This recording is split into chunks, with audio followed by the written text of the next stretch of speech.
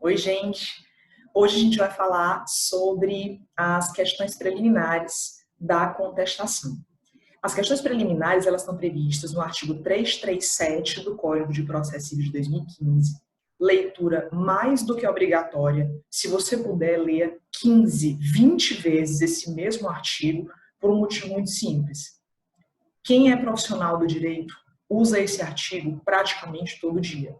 Porque as questões preliminares da contestação, da resposta do réu, elas são diferentes do que se costuma chamar como questões preliminares da inicial.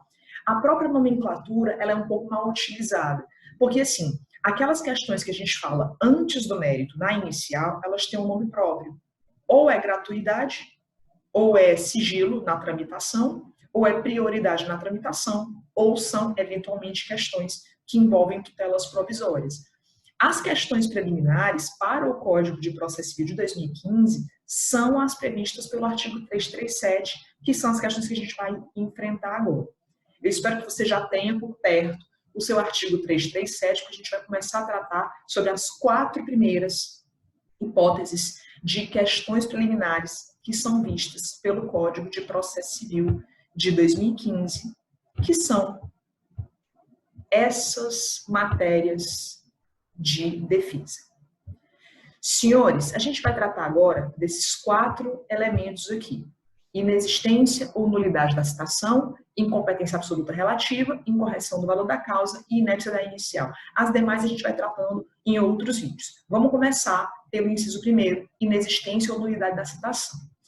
Quando a gente recebe uma citação pelo juiz de direito, necessariamente tem que ser uma citação indicando o nome corretamente, indicando o local corretamente, identificando a data correta, dentro dos prazos estabelecidos em lei. Se algum desses itens não for respeitado, isso compromete a defesa do réu. Então, ele tem que ser alegado em sede de preliminar. O inciso segundo, ele fala sobre incompetência absoluta e relativa do julgador. E isso vai nos remeter ao conteúdo de teoria geral do processo. A existência de incompetência absoluta do juiz diz respeito a 2 características. O juiz pode ser incompetente pelo órgão julgador, ele não pertence ao órgão julgador que aquela matéria foi disposta, ou pela matéria. Ele, por exemplo, é um juiz da área penal e recai sobre ele uma matéria civil, ou ele é um juiz de uma outra matéria e recai sobre ele uma questão que é de outra competência. Já a incompetência relativa, ela diz respeito a 2 características, valor da causa e território.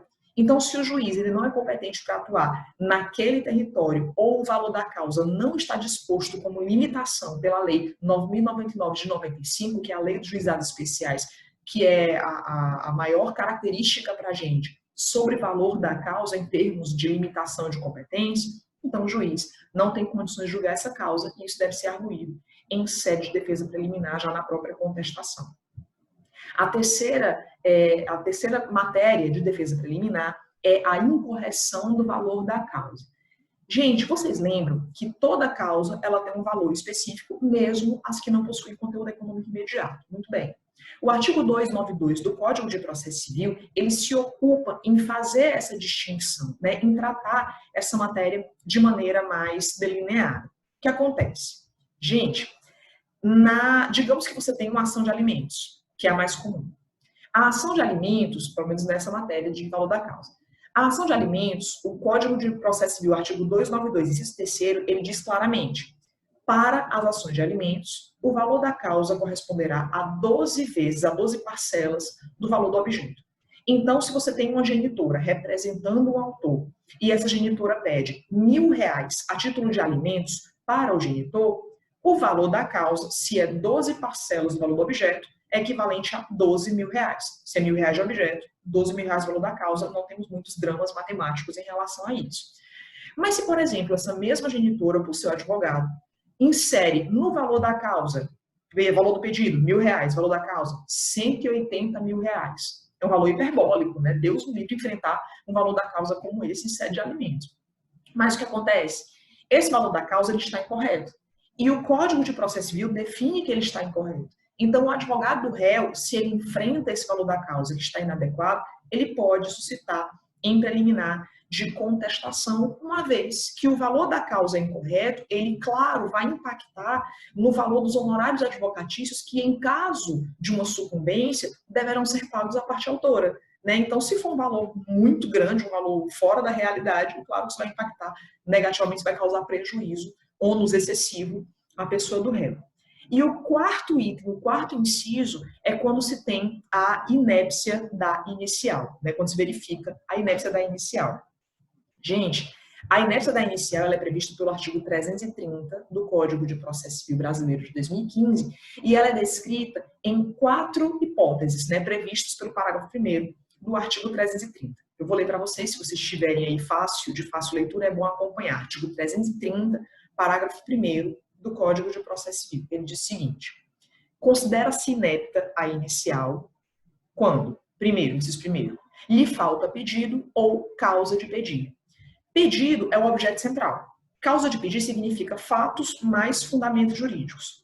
Se falta tudo isso a uma petição inicial, como é que a pessoa imagina que vai ter a sua pretensão de direito atendido? Então, claro, essa petição contém lacunas fundamentais e que impedem propriamente a defesa da matéria, a defesa de uma argumentação jurídica eficiente.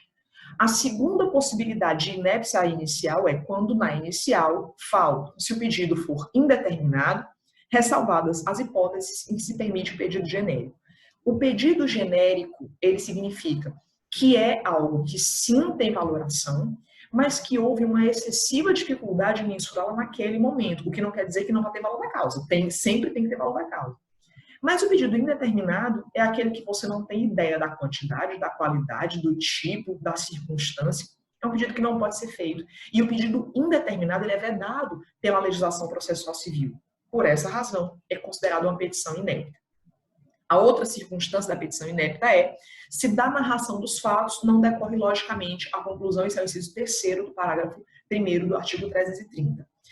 Se você narra fatos e o pedido é incoerente, é incongruente com o que está descrito nos fatos, se eles se chocam, não é possível que o juiz consiga compreender, ter a inteligibilidade plena do que foi requerido pela parte autora, uma vez que há contradição ou descompasso ou realmente incoerência entre ambas as situações, o que impede o juiz de analisar o caso. E, finalmente, a última circunstância da inépcia é se contiver pedidos incompatíveis entre si. Se os pedidos não se complementam, embora seja possível em uma petição inicial você fazer pedidos diferentes, a depender da competência do órgão julgador, se eles são incompatíveis, o juiz vai entender isso como uma falta de congruência. E, é claro, ele não tem como entender aquela petição como apta à análise do processo. Então, essas são as 4 circunstâncias iniciais das matérias de defesa preliminar. A primeira, inexistência ou nulidade da citação. A segunda, incompetência absoluta ou relativa. A terceira, incorreção do valor da causa. E a quarta circunstância que pode ser alegada como preliminar de contestação é a inépcia da inicial. Estudem esses temas, a doutrina é absolutamente vasta em relação a isso.